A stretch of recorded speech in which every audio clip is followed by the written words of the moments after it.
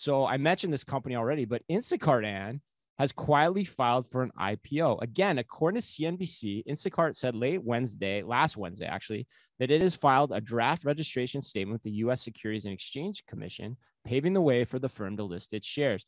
Now, you'll remember that in March of 2021, Instacart was valued at $39 billion when it last raised $265 million. However, as we covered on this show extensively, that valuation dropped this past March 2022, roughly 1 year later, when Instacart, on its own volition, took its valuation down to $24 billion. So, David, my question for you, and this is a fun one.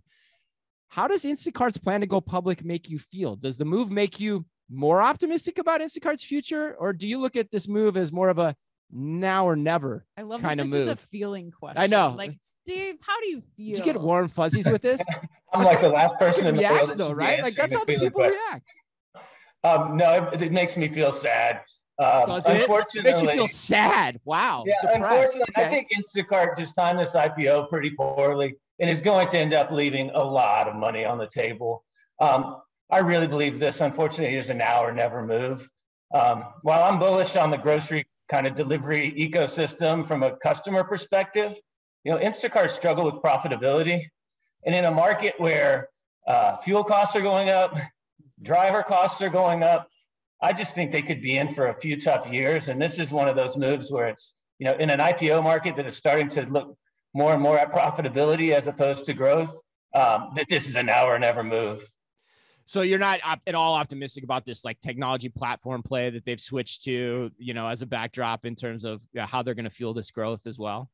I mean, listen, I think some of the software as a service stuff that they've got, whether it's the helping with the pick path in the stores, et cetera, I think it's fine. I don't think it's going to justify the kind of valuation that they used to have before.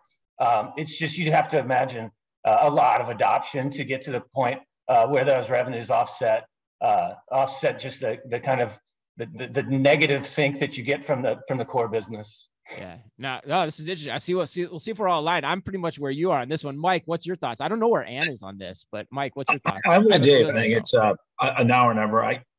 I'm less bullish on the company overall. I feel it's an interim business model to a different, the right solution and getting grocery to home will not be an Instacart model. I think it will be a more clear, direct model, leveraging technology, leveraging scale. I think Instacart plays it kind of an interim role in our models, and so I think it's now or never, and try to grab what they can. But I think they have a tough road ahead. Wow. Okay, it's almost resolutely in agreement here. Ann, what do you think?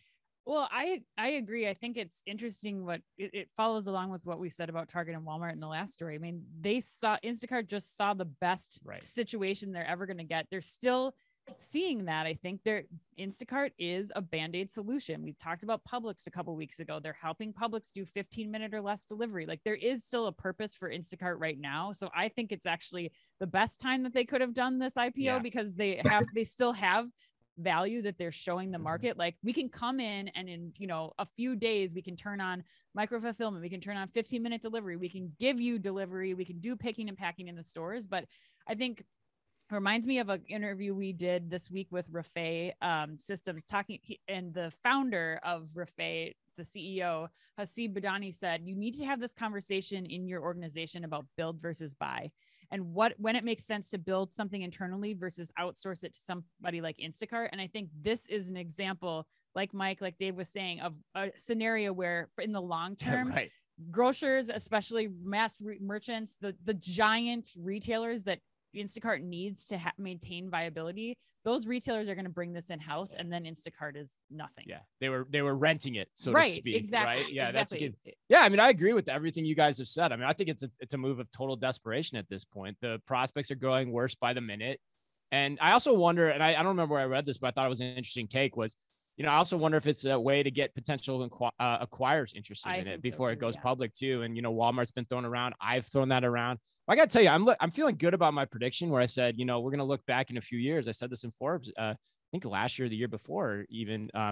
We're going to be looking at this as the company formerly known as Instacart at some point. The prince of retail. It's really going to be that. And this is just another indication to me on that. They have no choice but to try to do this in a lot of ways. So it's probably the smartest move their leadership's made in the last year and a half, in my opinion.